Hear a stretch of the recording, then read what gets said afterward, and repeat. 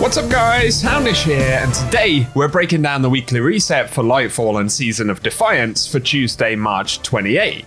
And so as we head into the 5th week of the season, we should be seeing the main season story quest wrap up, so it could be an interesting week for the season narrative. And on top of that, we get new weekly challenges, the arrival of Legend difficulty Defiance Battlegrounds, and then we have the Lightfall and Neomuna reset, plus we'll cover the Nightfall, new rewards including for the Eververse store this week, and plenty more in the video. So as always, I hope you find the breakdown helpful today. But before we get into it guys, today's video is sponsored by the absolute mightiest mobile game around, and it's Raid Shadow Legends, and it's without a doubt the biggest game that you can fit in your pocket, coming with nearly 700 epic champions with unique skills, and deep customization creating loads of gameplay combinations. Even better, it's available to play for free right now on all mobile devices and PC by scanning the QR code on screen. Raid is one of the most expansive mobile-friendly games around, and on top of deep customization for combat, there are many different ways to play across story modes, boss battles, dungeons, and PvP. Let's spell out Raid with some awesome reasons why you should play, and they include regular updates, new content and events, and there's always new stuff to do every month in the game. Arena gameplay is here as well, where you can test out your skills against other players in PvP battles, but there's also the Index, the place where you can view any of the champions in the game, including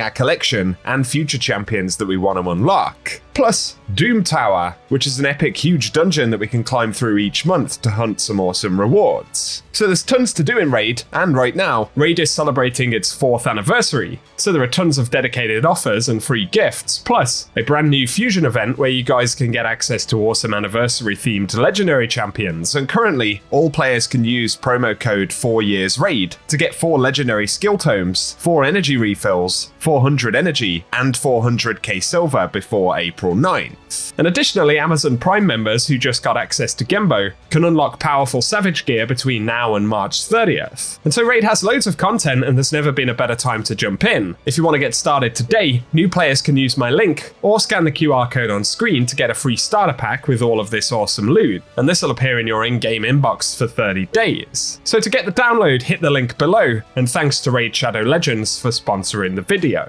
Now though, getting into the Destiny content for this week, we are going to see the final set of steps for the season story quest. We can't see what these are because they're classified, but with it being the quest finale for the season, there is the potential that this story component this week will be pretty interesting, so I look forward to checking that out. Also this week though, we're going to see the introduction of Legend difficulty Defiant Battlegrounds. And so to feature in seasonal challenges, but also there is a triumph to complete the Battlegrounds on Legend difficulty in EDZ, Cosmodrome, and Orbital Prison, and that will award the Common Nobility Exotic Sparrow from the triumph. Then for the seasonal challenges for week 5, the first one is to complete week 5 of the We Stand Unbroken quest. Then we have Legendary Liberator to complete a Defiant Battleground on Legend difficulty, and Favored Warrior to earn favors of justice, grace, and zeal during Season of Defiance activities, with bonus progress awarded for favors earned during activities on Legend difficulty. On top of that, there is Friendly Neighborhood Guardian to complete a weekly mission from Lightfall on Hero difficulty or higher, Unraveling the Sun to defeat Guardians in Crucible, with bonus progress granted for opponents defeated with Strand, Solar, and Void ability final blows, and also Dredging Up Victory to complete Gambit matches with bonus progress for wins. The final couple of challenges for the week though include defeating Taken and Vex bosses in Vanguard playlists or strikes, and finally Righteous Blade to acquire the Ecliptic Distaff, which is the ritual glaive for the season.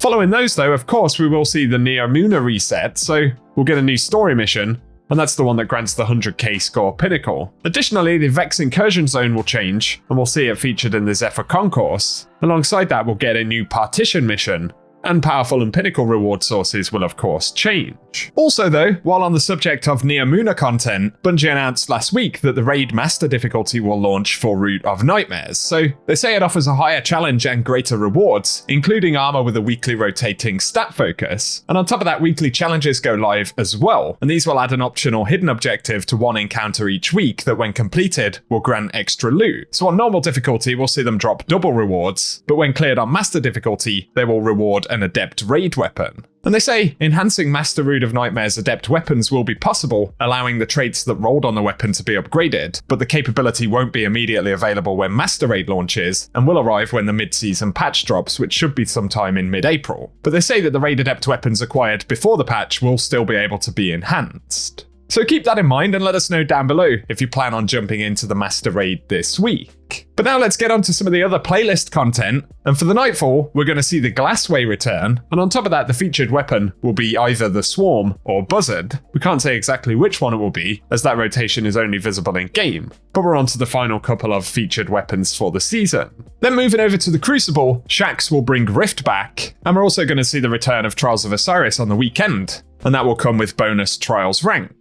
Additionally though, the featured raid for the week will be Vow of Disciple, with the featured dungeon being the Pit of Heresy. And then moving over to the Eververse store for the week right here, we're going to see the Credence weapon ornament for Trust. That one will be available for 700 Bright Dust. Additionally though, there is the Heartbreaking Entrance Transmat effect, which will be up for 450 Bright Dust. And then the two featured shaders for 300 Bright Dust include Biolume and the Jungle Viper shader. And then we'll get a Season of the Seraph exotic emote, which is Disciple's Judgment. That'll be available for 3,250 Bright Dust. And the rollout of seasonal Eververse armor pieces continues. This week we'll get the class item for all three classes. And as always, they will be 1,200 Bright Dust. On top of this, there will be the Celestial Shell Exotic Ghost for 2,850 Bright Dust, as well as the All-Terrain Explorer, a cool exotic sparrow there for 2,500. And we'll see the Callisto Lancer, which will be 2,000 Bright Dust this week. And the featured exotic weapon ornament will be the Kare Sansui, which is a new ornament for Jade Rabbit right there, and that will be 1,250 Bright Dust. But finally, we'll additionally see the Riven projection, a legendary ghost projection there for 1,500 Bright Dust this week. Moving over to the Dares of Eternity though, the additional featured world drops included this week will be the Scatterhorn armor set, as well as the Wild Hunt armor set, and we'll get some weapons from Season of the Hunt and Season of the Worthy. If it's the featured Lost Sector rotation you're curious about, for March 28th we'll get a Felion's Rest dropping exotic chest pieces.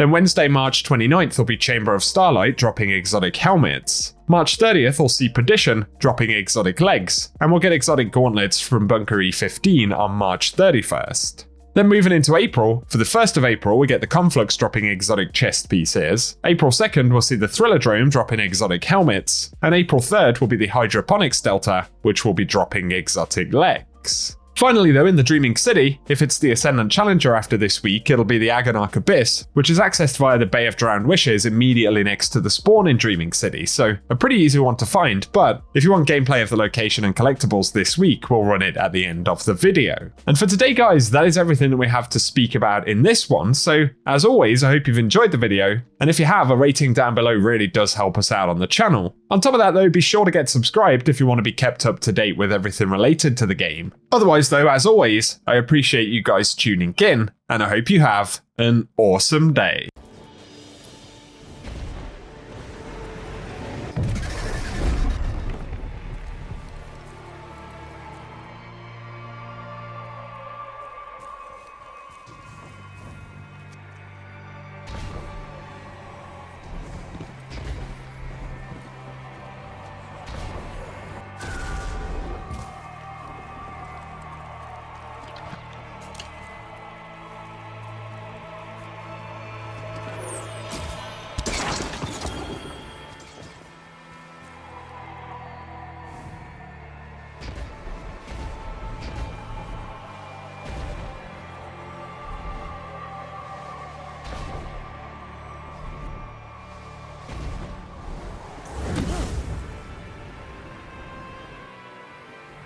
The current.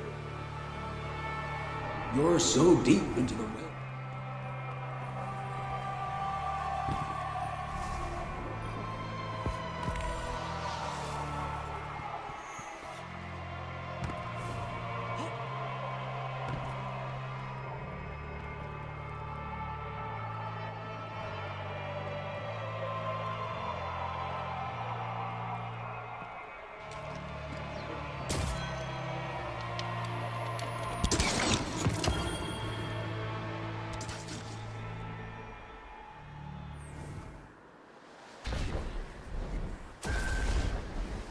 Guardian down.